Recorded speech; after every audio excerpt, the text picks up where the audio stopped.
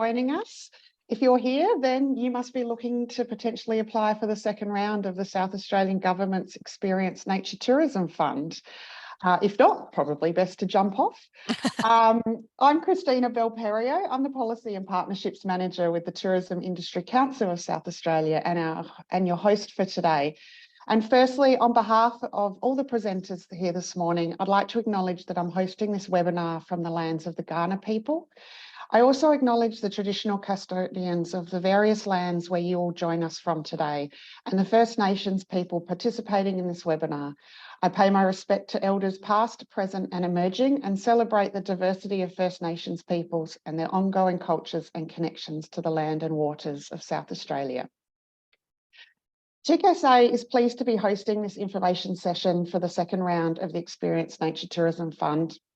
While SATC and DEW are the masterminds and the gatekeepers of this fund, we love working with them to help you guys as operators to really get your head around what the grant is about and to give you, help you to decide if this is something that you should put your hat in the ring for, and help you with some tips and tricks to focus those efforts if you are going to go down the path of putting a grant application together. We know that you're really good at running your businesses, but potentially writing grant applications is not necessarily your everyday strong point. So that's why sessions like these are super helpful. So for our agenda today, you're going to hear first from Miranda from the SA Tourism Commission, all about the fund and everything you need to know. And then Angela from the Department of Environment and Water is going to be talking about what you need to know about having your experience in national parks and how you engage with DEW to as part of this process. And lastly, we've got the fabulous Susan Lee from Clear Vision Consulting, who's going to give you some tips and tricks about how you go about writing your grant application and trying to get it to stand out above the rest. We do have a lot of information to cover in the next hour ahead, but never fear, this session is being recorded and you'll be able to rewatch it and go back through the information at later. We'll send that through and it will also be put up on the SAT's website where all the guidelines will be as well. I will aim to keep a tight ship, particularly you, Miranda, so we'll hold you to time. But everyone, this is about asking questions as well. Obviously, we've had a few questions sent through early on, but please do pop your questions in the chat function there, and we'll get to those either after each presenter or we'll do an open Q&A session at the end as well. So yeah, with no further ado, I'd like to pass over to Miranda, who's going to talk you through the grant program itself. Thank you very much, Christina. I'm hoping everyone can hear me all right. Thank you for that warm introduction, that wonderful acknowledgement of country, and to TICSA, Department of Environment and Water, and to Clear Vision Consulting. Thank you for partnering with the South Australian Tourism Commission on this webinar to go through a little bit of detail about the Experienced Nature Tourism Fund. Now, for those of you that have not previously been informed or advised about the fund, we'll just go through a little bit of what the fund is about. So in March 2022, the Government of South Australia established a $2 million Experienced Nature Tourism Fund to revitalize nature-based tourism. The purpose of the ENTF is to support the creation of nature-based tourism projects that enhance the visitor experience and encourages visitors to enjoy and learn more about South Australia national parks. So I think just to understand the context, that is what the intent of the fund is all about. It is about activation and supporting our nature tourism, our nature-based tourism assets. The fund is administered by the South Australian Tourism Commission. We have a team here that will work with businesses to help them answer any questions that they may have around their project. We also work very closely with the regional tourism managers across our 12 regions, as well as with the Department of Environment and Water, as well as SAFA, which is the South Australian Financial Authority, to ensure that any funding agreements are in compliance with what's required. So there's a whole group of people that are supporting this program. So at any time, should you have questions, there are people available to assist you either via phone call or preferably by email. just going through the next one here. I think, is there a slide back? I think we're just, sorry, we got our, okay, so we've got, let's go forwards, Christina. So basically, who is eligible? So there are quite a few different criteria, but when it comes to being a legal entity, individual and sole traders, partnerships, companies, trusts, not-for-profit organizations that are registered under the Australian Charities and Not-for-Profit, and incorporated community and progress associations are eligible for this fund. Applicants must be financially viable. They must be operating a business with an Australian business number, an ABN, for a minimum of 12 months. Legal entities with which the government of South Australia can enter into a legally binding grant agreement, and they must be able to demonstrate the capability and capacity to complete the project. Just so we know who is eligible, but who is not eligible. Local government and councils, local government associations, Regional Development Australia, RTOs, the regional tourism organizations, industry associations, state or federal government agencies, and superannuation funds, including self-managed super funds, and unincorporated associations are not eligible for this fund. The project categories, I'm just, sorry. Project categories, there are 6 areas in which you can look at applying for projects that might align with one of these 6 or a multiple of them.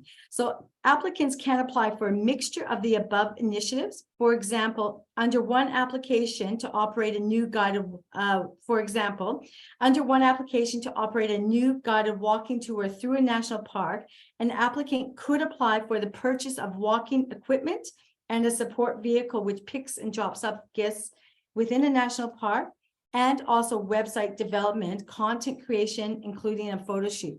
So you can have your new product, which is the experience development side, and a marketing element to your application. So it doesn't need to be one or the other. It can be a multiple of the combination of categories. Just note that all of the whatever the combination is, the funding allocation can only be a maximum of the $50,000.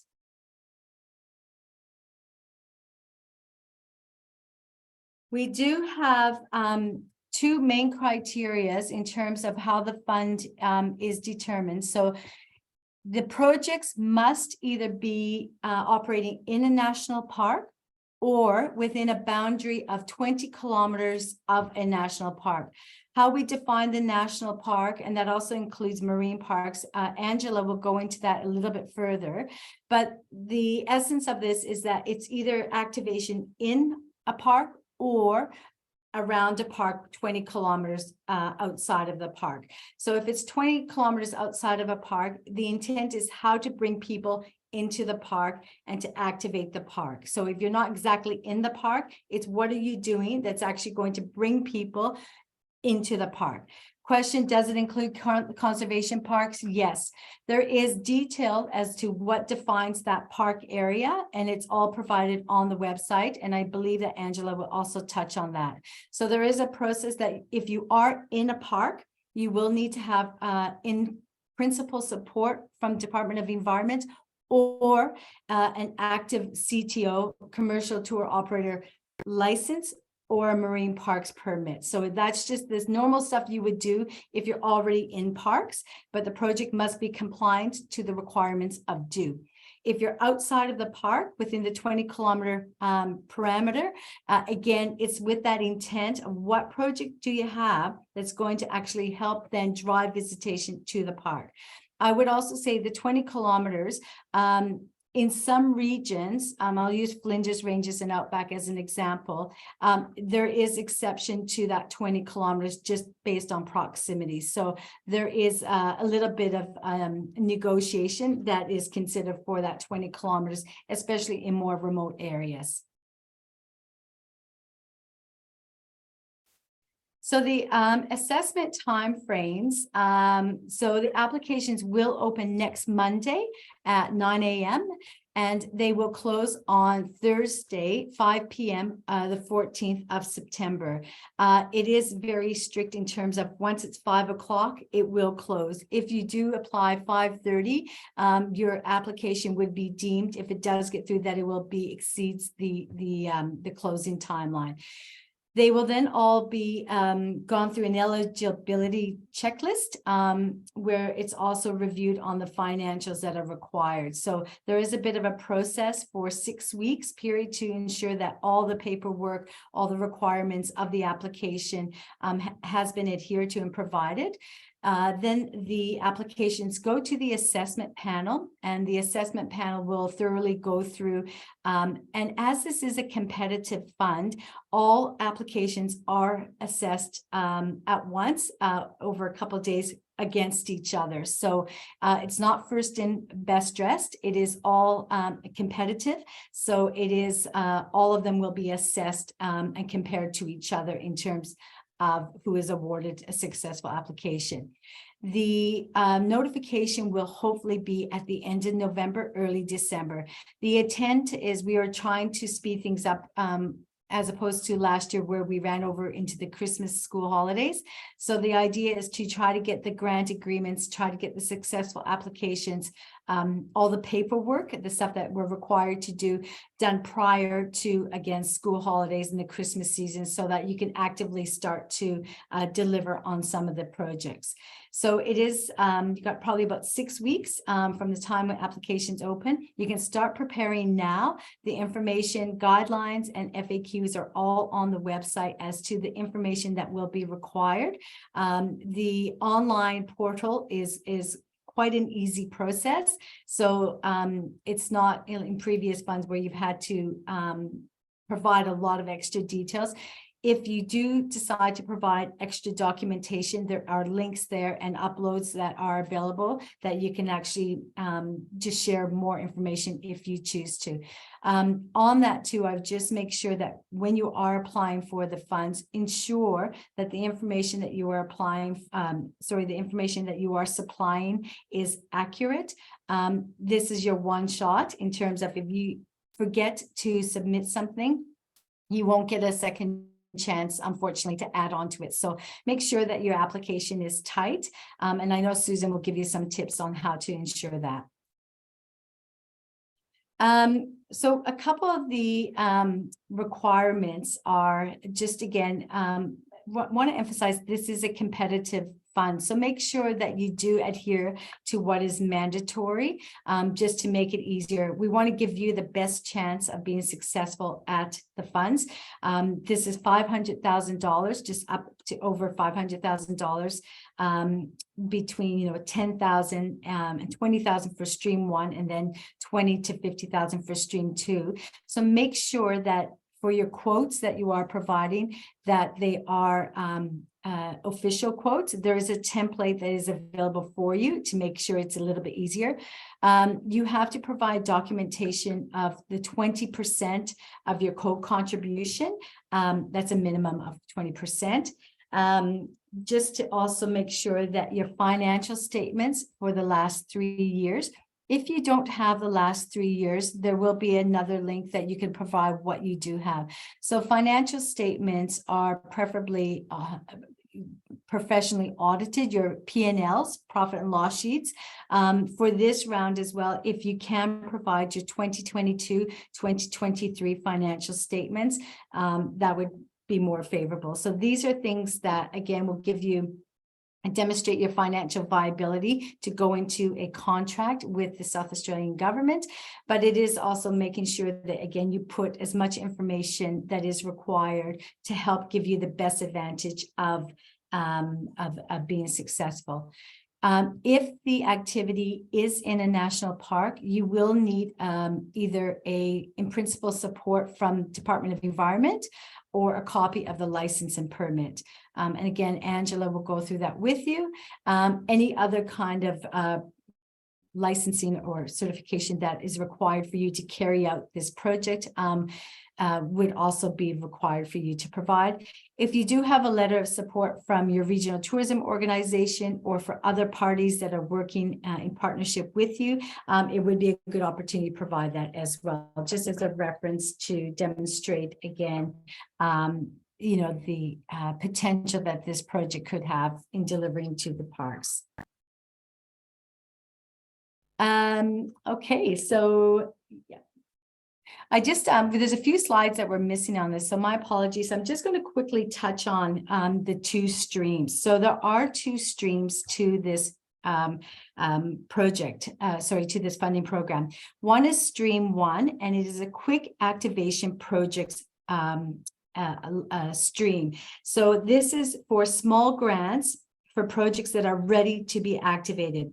These grants could include one-off purchases. Funding is paid upfront upon execution of a grant agreement. The project must be completed by the 30th of June, 2024.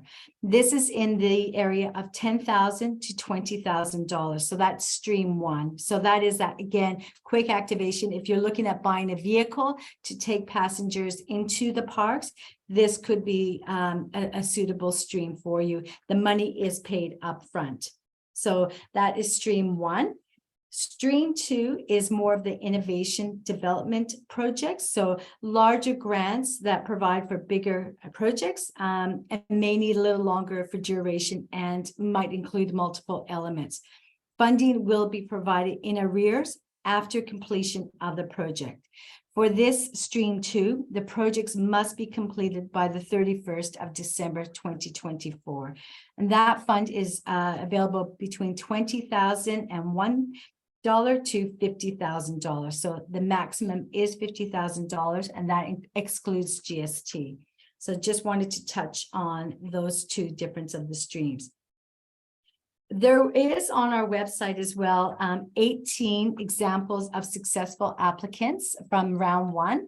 I would recommend that you have a really good look at those examples. It might give you some idea of how you're putting your project forward. You may even feel want to be brave enough to contact any of the applicants that were successful and just to maybe have a chat and see if they can offer any recommendation on how to get it over the line. I want to just emphasize that on the tourism.sa.gov website, there is a significant amount of information, including our guidelines that has everything about the details of eligibility and what's required. I'll answer the question in a second. And also the FAQs. So quite often there's questions around accommodation, off-grid accommodation eligible? If they activate the use of visitors going into a park, absolutely that would be considered. Question that just popped up was around replacing a vehicle. If the vehicle is used to bring people in to the national park, again, then yes, that would be an eligible project. I think it's also really important that, again, recognizing the importance of our national parks and our marine parks is the best practice around sustainability as well. So I would suggest in any application that if you do have best practice procedures in place for your business, demonstrate that, talk about that, talk about the need for education around conservation, the value of protecting our great assets that we have within parks, just to make sure, again, that narrative is really clear about what your project is going to do in terms of adding value to the parks. And Miranda, there's a question there from Jonas. If the application included more than one project or criteria for funding, would they be assessed as a whole or as one against other applications? So if I understand the question correctly, so for each ABN, you're allowed one application. If you've got multiple parts in your application that still values at $50,000, multiple projects, in my opinion, I think you probably don't try to confuse it too much. Probably stick to one project that might have different elements, but you can apply for multiple projects as long as it's under one ABN. No, that's not correct. Sorry. One application per ABN per round. So if you're not successful this one, or you did one project this round and you want to do the other project, if you've got, you can do it in round 3. Give your project the best opportunity to get over the line when it's this competitive by making it quite clear what you're applying for. And just remember, it's only one project per ABN. Thanks, Miranda. And then someone else is asking to clarify, last time it was 2 financial statements, but you've mentioned 3 this time. It's 3. It's 3. That's Thank you. correct. And a couple of other questions that are coming through. What if you're a new business and you have no financials? Yeah, so this fund is not typically intended for startup businesses. So if you are not able to provide any financial paperwork, I would suggest that this might not be the fund for you. But it's not to say there's not other resources that we can assist you with. So I would suggest that you still contact the team at the SATC and to see if there are other ways that we can support you in your project. But if you're a brand new business, it may be where we help you for the first 12 months to get some establishment, and then you apply for round 3. Great. And that's great to know that there's going to be more rounds as well, so Absolutely. that people can be starting to think ahead in that way as well. I'll just ask one more. There is a couple more questions. I'll ask one more because then it becomes a segue to Ju and handing over to Angela. Otherwise, we could start running out of time. But someone's asking if the vehicle or boat purchase is in the vicinity of 150,000, which stream would they be eligible for?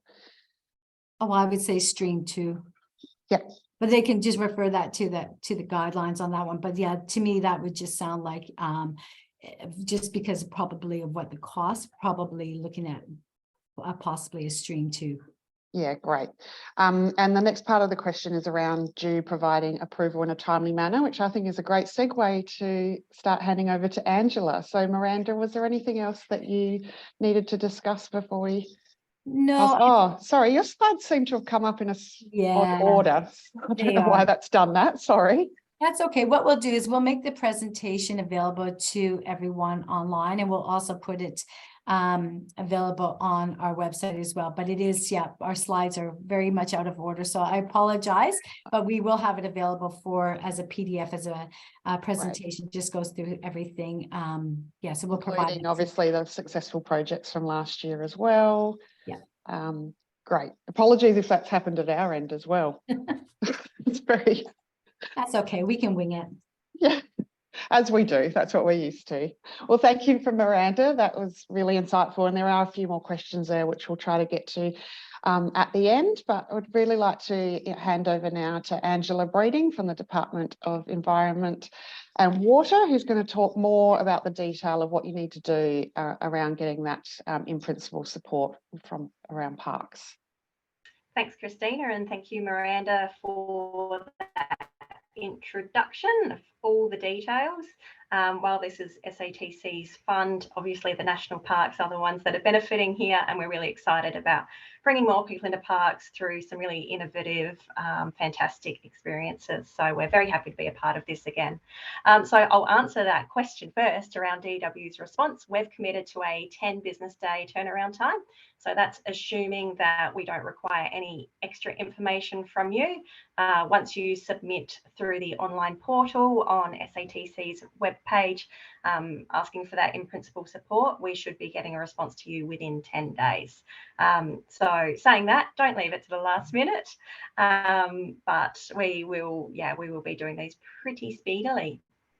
All right, so getting into our presentation here about things you need to consider in terms of your project entering a national park. So first of all, does your application comply with the fund guidelines? So your project really needs to be consistent with the management plan for the park or parks that you're proposing to enter. So most of our parks do have a management plan. Not all of them do. In that case, I'd suggest that you go onto the park webpage and have a little read of that, because that generally outlines the sorts of activities that are permitted in a park and where you can and can't go. So, for example, if there's a park that doesn't have a management plan, but the website says that mountain biking isn't allowed, then I'd suggest that you probably shouldn't be applying for a mountain biking project in that park. It won't be eligible. In terms of definitions of what national parks means, so that includes national parks and reserves that are defined under the National Parks and Wildlife Act, wilderness protection areas under the Wilderness Protection Act, and marine park sanctuary zones under the Marine Parks Act. So within the guidelines, there are links to all of those legislative documents, so you can see exactly what the definitions are there. In terms of national parks, yes, that includes national parks, conservation parks, regional reserves, conservation reserves, recreation parks. We've got a few different definitions, but they will all be listed there under that legislation.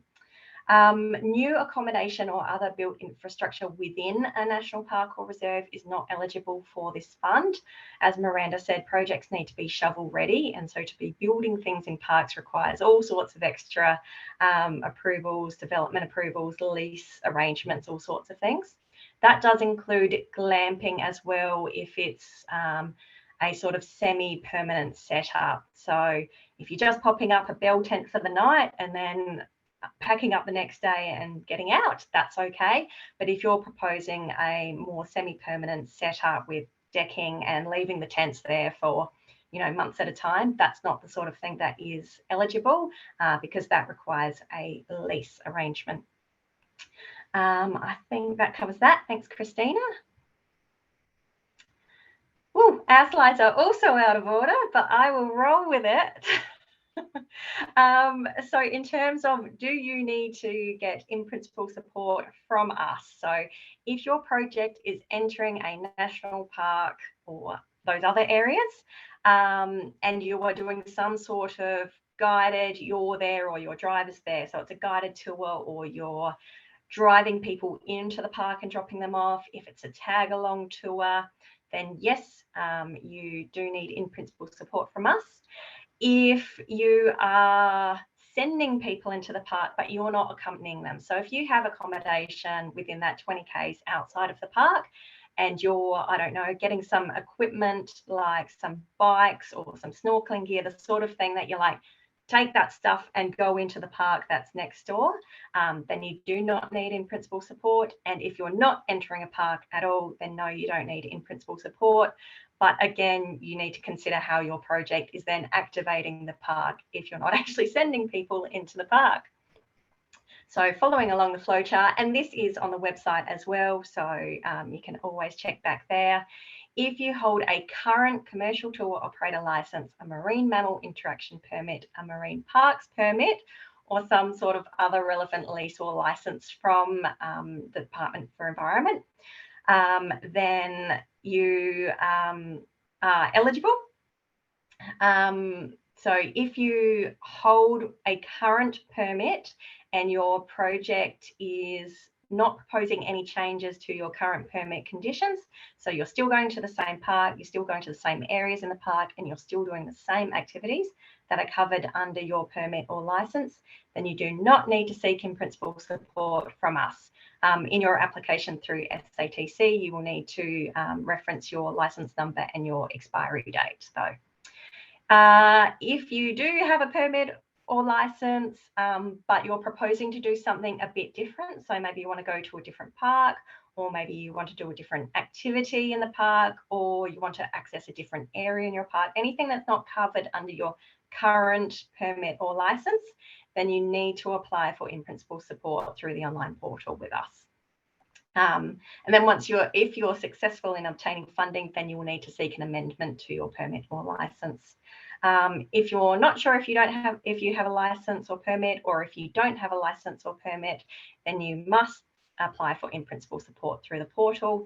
And again, if you're successful, then you'll need to apply to get the right permit or license. So not very complicated despite that long conversation. Just check that flow chart and you should be okay. And if any doubts, you can email us. Thanks, Christina. Oh, we've gone straight to the end. So can we skip forward? Do you want me to Christina? skip forward to find?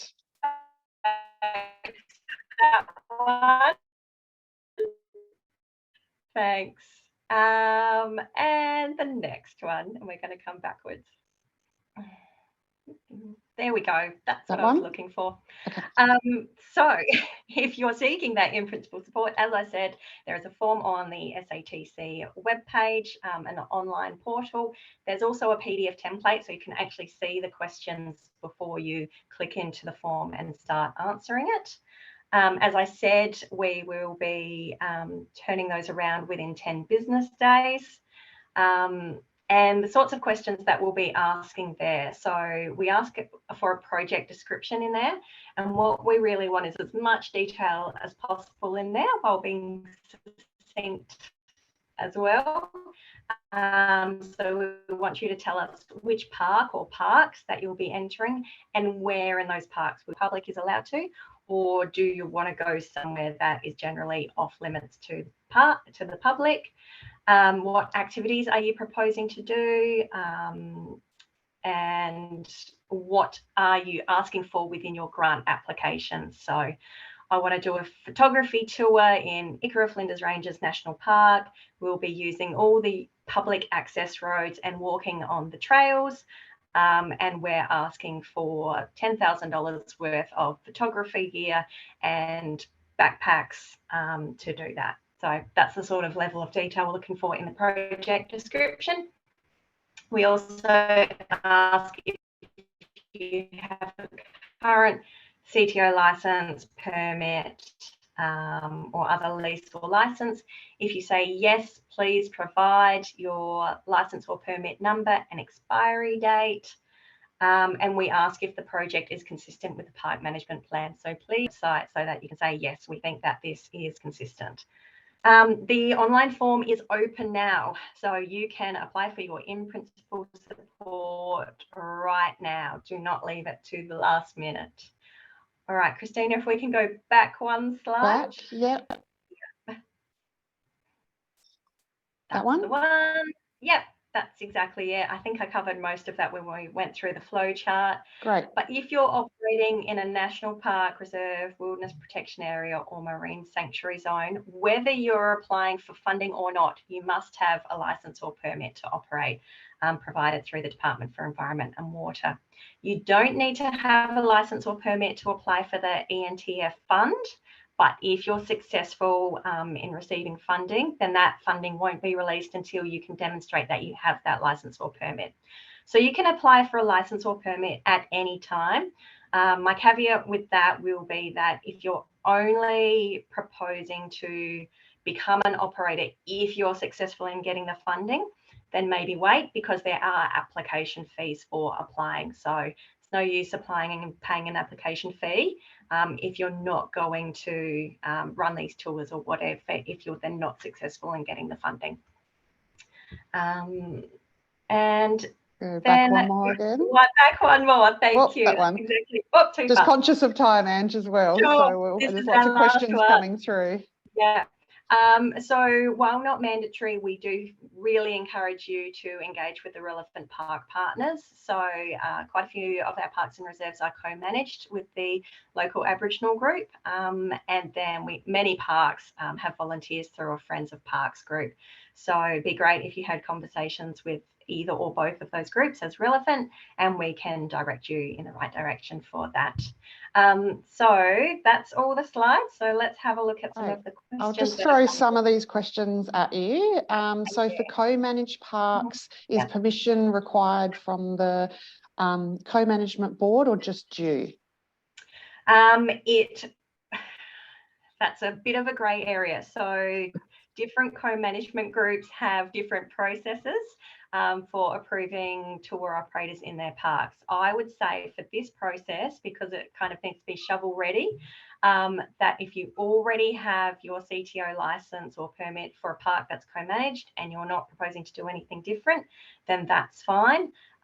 If you're becoming a CTO for the first time in a park that is co-managed and you're proposing to do something a little bit different, that's not just, a four-wheel drive tour on existing tracks or something like that, then absolutely you should be talking to a co-management group beforehand.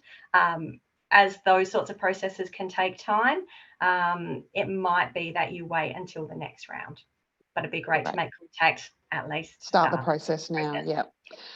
Dolphin sanctuaries included? Yes, yep. Yes. So the dolphin, no. The dolphin sanctuary is not included under those three legislative documents I spoke about. But right near the Adelaide Dolphin Sanctuary is Torrens Island Conservation Park. So maybe that could be leveraged instead. Great. Reservoir reserves that are open to the public included? Yeah, no, they're not. So they are managed by SA Water, so they're not covered under those three legislative documents either. And what about if the proposed in-park activities are permitted to be undertaken by the public at present?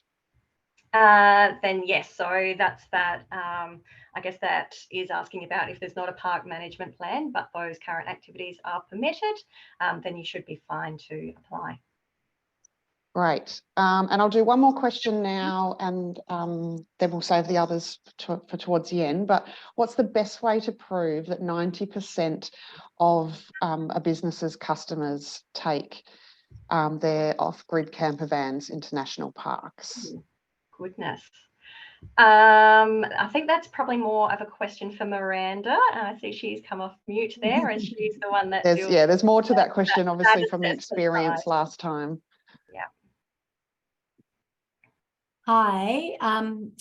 Yes, that's a very good question. I think if you can provide any data collection that you have about where your tours go, I mean, there is a certain amount of what's provided is in truth and honesty, but any kind of data that backs it. So if you've got any kind of research, any kind of supporting numbers, if you will, that indicates that 90% does go into the parks, whether that is, testimonials or however you collect your data, that I think would help to kind of support it. Right. And the last one while I then skip ahead, what type of building approvals do you require if you're looking to build outside of a national park, considering the timeline? So that's one for Miranda too. Yes. Building approvals, well, you would just need full building. You would need full consent. It would need full approval for consideration. So just lodging probably would not be sufficient. Building approval means you're shovel ready from our perspective, and that's what would be required. Great. Thanks, Miranda, and thank you, Ange, for going through that detail. I want to now introduce Susan Lee from Clear Vision Consulting, who's going to give you guys some tips, as you heard a lot from Miranda, about how do you make sure your application can stand out against the rest in what is going to be quite a competitive grant process. Thanks, Susan. You're just on mute, Susan, sorry. There we go. Thank you. Thanks a lot. All right, I've just got a couple of just high-level tips about writing grant applications. It does sound like this grant is really targeting people who are, in the word, shovel-ready, maybe established, not sort of first or second-year operators, people who have got enough financials kind of ready. And just a top tip on that, I'm not sure if this is also something that Due will accept, but if you do have a tax file return from previous years, often banks and things do receive that as evidence of income and expenditure. If you don't have like a proper profit and loss, that might be something that could maybe get you across the line if you've been operating for 2 years, or it's a subsidiary business of an existing business that doesn't have its own financials. So I'm just throwing that out there. My first tip, I think, as far as writing applications goes, is before you sort of get started, sort of running really hard to get everything together, is to step back and really understand your reader. And in this case, it's a government department, it's Department of Environment and Water, and the reader is, generally speaking, pretty risk adverse and quite conservative. So I just wanted to suggest to you that you do an exercise, a quick exercise on paper that can help you to tell your story in a narrative that really fits with helping get the reducing the risk for the reader to get your project looking more attractive and across the right line. So in the first instance, you just have 2 columns, and in the first column you sort of brainstorm all of the things that that might make your project look unattractive. Sounds a bit negative, but it's really good to sort of, you know, get into the feet of the reader, you know, get sort of learn to empathize with what the reader's looking for and not looking for. And you might need to talk to your neighbours. I would definitely, you know, give Miranda's team a call, talk to Angela, make sure that you're reading that park management plan, and just sort of put your black hat on and think of all of the things that could possibly go wrong and the reasons why your application wouldn't get funded. Then in the other side, I would sort of, in the other column, start to build out your responses to all of the sorts of risks and likely things that people are going to say against your case, and then start to sort of respond to them, and also start to gather the data to back yourself in so that you really are not just sort of providing lots and lots of material. You're specifically addressing known risks that you've identified, or that, you know, Department of Environment and Water have told you about, or SATC regional tourism managers have flagged with you. This might be a risk because you're new. This might be a risk because there's safety concerns. This might be a risk because you really haven't, you know, got your building permits in place through your local government, and that's going to take, you know, at least 4 months to get going. So if you can sort of get clear about the risks and know your reader, that's going to help you to focus your application and make sure you're not just sort of giving lots of information, you're really being targeted. So know your reader. That's my sort of first tip with that exercise. My second tip is about, where possible, tell your story visually. And I know this from very recent experience going through a building development application with a strata corporation and a council. Words are really hard for people to understand and to visually see or mentally imagine where you are in South Australia in relation to a park. So use the maps and the you know, if you get into Google Maps, or if you have great maps of the park or your landscape where you are, get good at Adobe and some of those tools, or get a teenager, if you're not great at them, get someone in your life to sort of help you to demonstrate, you know, where you are in relation to the park or the reserve, how your visitors or how tourists will access it and flow through it, where you want to do your tour or use your, you know, the goods that you're getting funded. Again, get back into sort of what the reader wants to see, and they want to see activation in parks, not just a brand spanking new vehicle. It's not about features, it's about benefits. So make sure that you're making the benefits really clear to the reader and showing it visually, because pictures, you know, they really do say 1,000 words, as the saying goes.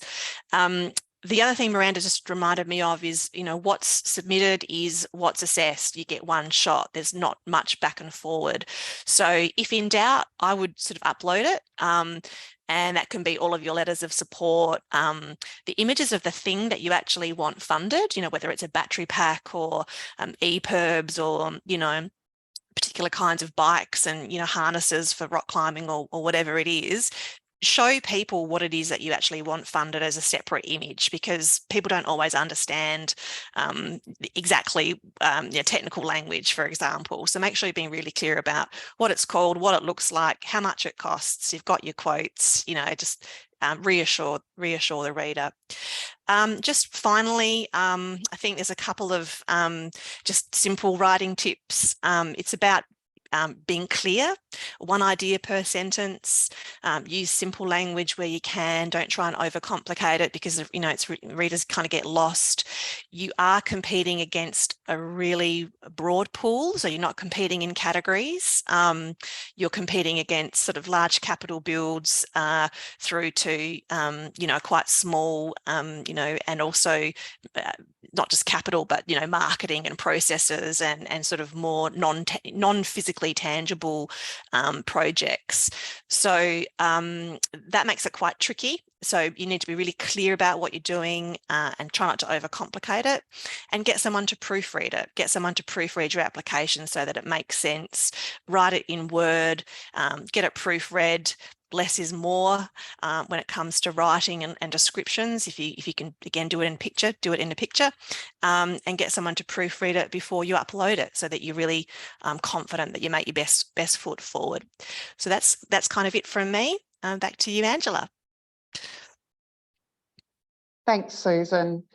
That's really helpful and very practical advice, which I think sometimes when you're in the thick of writing a grant application, you sometimes have to pare it back to those basic insights as to what am I doing, who's my audience, and how's it going to resonate with them. That's right. Yep. 100%. Excellent. Well done, everyone. We've got a few minutes to go. So if there's any other questions, please pop them in the chat. A few more have come through, and thank you to Angela, Miranda and Chloe for answering things along the way. I think there's a really good one there about is travelling along the River Murray part of due, of which Angela has responded around the main channel of the river isn't due. However, if you're going ashore within one of their parks, which Angela's listed a few of them, or entering the backwaters of those parks, then you do need in principle support and commercial tour operator's license, if anyone's thinking about the River Murray for their application. A few more questions there about building approvals. Chloe's answered the one about including PLI documentation as part of the application. Is funding guaranteed for all full rounds? Miranda, would you like to very loudly and proudly confirm that? Yes, so it is $2 million. It was an election commitment, so $2 million over 4 years, so that's $500,000 per year. If, for example, in round 2, it'll be 514,000 because we didn't use it all in round 1. So yes. Well, I just have the floor. Christina, I just noticed there's a lot around accommodation and approvals and whatnot. So I just want to touch on this. So again, if you are looking at building infrastructure outside of the park, yes, you need to go through and comply with the the requirements around planning, building, all of that necessary stuff. But I want to just make sure that you understand that whatever the building accommodation outside of the park is, the key thing is activating the park. So if you're going to go and build an off-grid accommodation outside of a national park, that's all well and good. But what you need to demonstrate, how is that built? How is that going to actually bring more people into the park? So it's good to have the accommodation outside of the park, and it's great for, assets and things around, but you're going to just have to demonstrate how that actual project is going to then bring people into the park. So please don't lose sight of that with some of the questions around accommodation outside of the park. Great, thanks, Miranda. Ange, this might be a question for you about whether the current cuttlefish marine sanctuary is included. Yep, I've just been checking maps around that one. So there is a marine park sanctuary zone in that vicinity. So check the map. So if you go on the Marine Parks website and look up the Upper Spencer Gulf Marine Park and the management document, there's maps within that shows where the marine sanctuary zone is. So if you're operating into there, then you'll need in principle support. Great, thanks for that. There's a question about whether SATC and TICSA are able to provide letters of support for projects. On behalf of TICSA, we would happily consider that, and we'll do that on a case-by-case basis. So please do get in touch. I can't comment on behalf of SATC, but I reckon I know the answer. Miranda? It's a polite no, and for obvious reasons. And the person that Michelle's asked the question, it is a conflict. We manage the fund, so we cannot. And likewise for due, this is a government funding. So to do any kind of letter of support from a government body to another government funding it would not be appropriate. So, but I would suggest through TICSA and also through your regional tourism organizations as well, it's good to get them across the projects and seek a letter of support from them, as well as your local council areas or industry bodies as well. So. And can I just jump on that one as well? So the one channel to get your letter of in-principle support from DW is through that online portal through SAT's website. You may have a relationship with your local ranger, but that's not the avenue to get your in-principle support for this process. Thanks, Angela. Question, if accommodation upgrade of only 150,000 for a partial job can be completed by the due date end of December next year, is this okay? No. That sounds simple answer. Like, I think, well, the completion date, they're pretty strict. It's not to say there couldn't be exceptions to the rule. So the obvious kind of first thing is no. However, there are always considerations. There's always could be a variation to a project. So you know, going into something with that consideration that it might not be, I think the conversation before any grant agreement is signed is that there is that understanding that there's a risk that it might not be, and then working it through before contracts or agreements are signed. So typically the dates are quite well, they're there for a reason, and we have to very much try to make the effort to align. However, understanding, especially with any build, refurbishment and whatnot, things happen. There's a delay, there's supply issues, there's cost issues, understand all that. So there would be some conversation that could be had, but as you know, black and white type thing, it would be no, we would prefer that things align to that date. However, understanding circumstances do happen. And if need be, we definitely would consider how we can do best to support project getting completed. Thanks, Miranda. And Angela, there's a clarifying question around whether DU are unable to provide a letter of reference stating that your guests actively use the park. I'll have to take that one on notice. So if Michelle can shoot that through to dwtourism@sa.gov.au, we'll get back to that one. Great, thank you. Well, I think we've done pretty well to hit our time target today. Lots of great questions coming through. Hopefully that's answered a lot of people's questions and uncertainties and clarifying things for you. Obviously, there's been a lot of information put up on the screen, but if you go to tourism.sa.gov.au and go through to grants and funding to this fund, all of that information is going to be there, including the links, including the emails for both DU and SATC, and an upload of this webinar as well that you can rewatch at your leisure. But thank you, everyone. Thank you, Miranda, Angela, Susan, for your time. We've got a lot of comments there saying thank you, and that was really useful. So thank you all. Thanks, Christina. Thanks, everyone. Thanks. Thanks, everyone. Enjoy your lunch, and hopefully there's some sunshine out there for you all today.